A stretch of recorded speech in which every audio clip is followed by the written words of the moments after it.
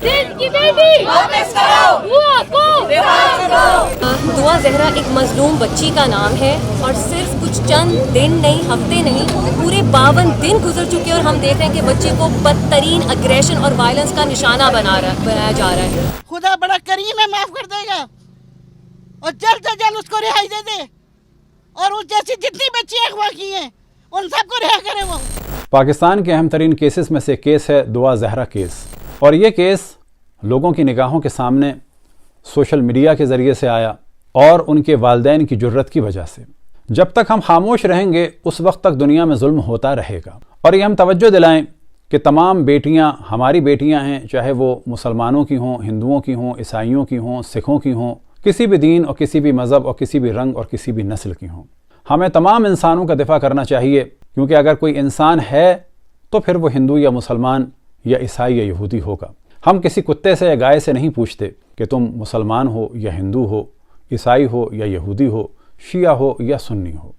तो पहले मरहले पे है इंसानियत, और तमाम बेटियां हमारी बेटियां हैं।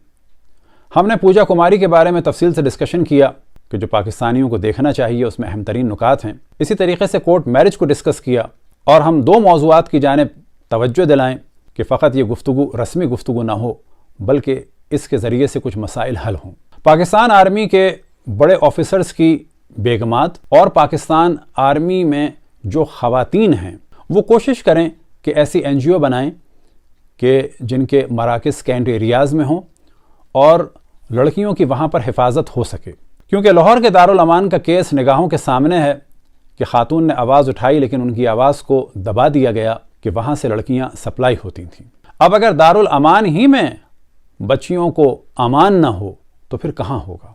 दूसरा मौजू ये कि तमाम पाकिस्तान के सूबों में लड़कियों की शादी की उम्र एक होनी चाहिए, मिसाल के तौर पर 18 साल, और फिर कोर्ट मैरिज के लिए लड़कियों की शादी उम्र मज़ीद ज़्यादा होनी चाहिए, मिसाल के तौर पर 22 साल से लेकर 25 साल। फिर मर्द जो शादी कर रहा हो या बल्फाज दीगर लड़का, उसकी भी एज कम से कम 25 साल हो और वो किफ़ालत करने के काबिल हो, ताकि कम से लड़कियों को जो लोग लड़कों के ज़रिए से शिकार करते हैं और फिर उसके बाद ह्यूमन ट्रैफिक में इस्तेमाल करते हैं वो ना हो। दुआ ज़हरा केस में 3 एहतमालात हैं कि जिनमें से एक,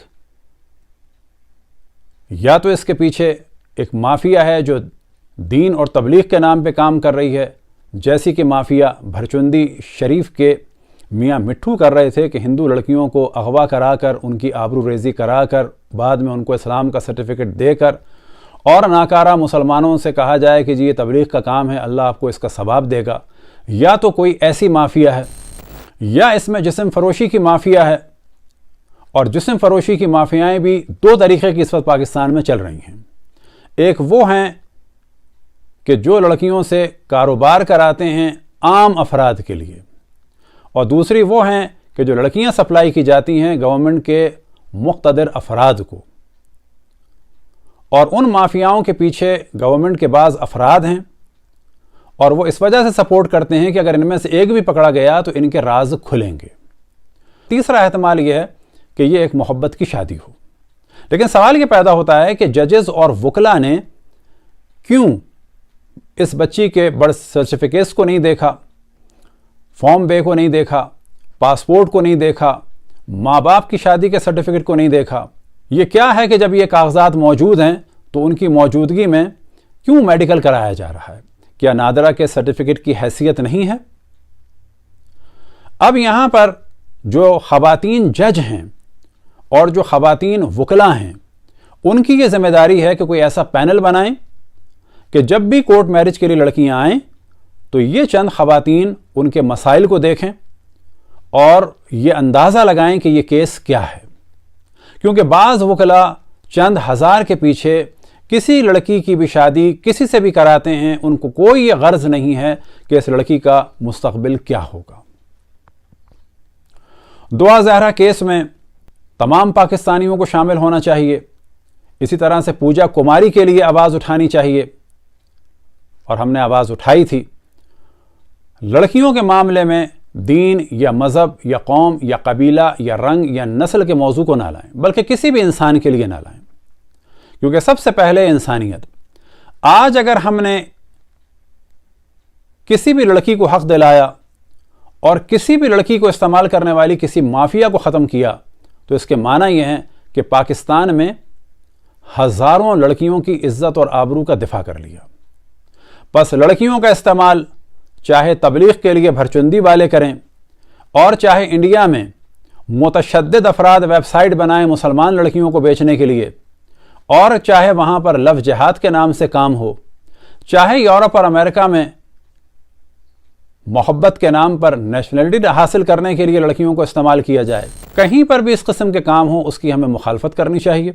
जिस तरह से मौलाना शब्बीर मैसमी साहब ने आवाज़ बुलंद फरमाई, कायद मिल्लत जाफरी अल्लामा साजिद नकवी साहब ने आवाज़ बुलंद फरमाई और कौम के दीगर अफराद ने आवाज़ बुलंद फरमाई। फवारा चौक पर जो इज्तिमा है उसमें शिरकत करें, और ये इज्तिमा शिया उन्वान से नहीं होना चाहिए, बल्कि ये इज्तिमा इंसानियत के उन्वान से होना चाहिए। और तमाम एक्टिविस्ट, चाहे वो किसी भी दीन और नस्ल के हों, किसी भी कौम के हों, किसी भी कबीले के हों, उन्हें चाहिए कि अब वो एक्टिव हों और आगे बढ़ें जिस तरीक़े से भी हो सके, और जिन जिन लड़कियों का दिफा हो सके उनका दिफा करें बिला तफरीक रंग व नस्ल कौम व मजहब। दुआ है कि खुदावंद तबारक व तआला तमाम बेटियों को माँ बाप के साए में रहने की तौफीक अता फरमाए, और जो बेटियाँ अपने माँ बाप से जुदा हो गई हैं उनको मिलाए। और ये माशरे की ज़िम्मेदारी है कि ऐसी लड़कियाँ कि जो घर से चली गईं या अगवा हो गईं, उनकी हम तौहीन न करें और उनको टेढ़ी निगाह से भी न देखें। माफिया गर्दी नहीं करेंगे।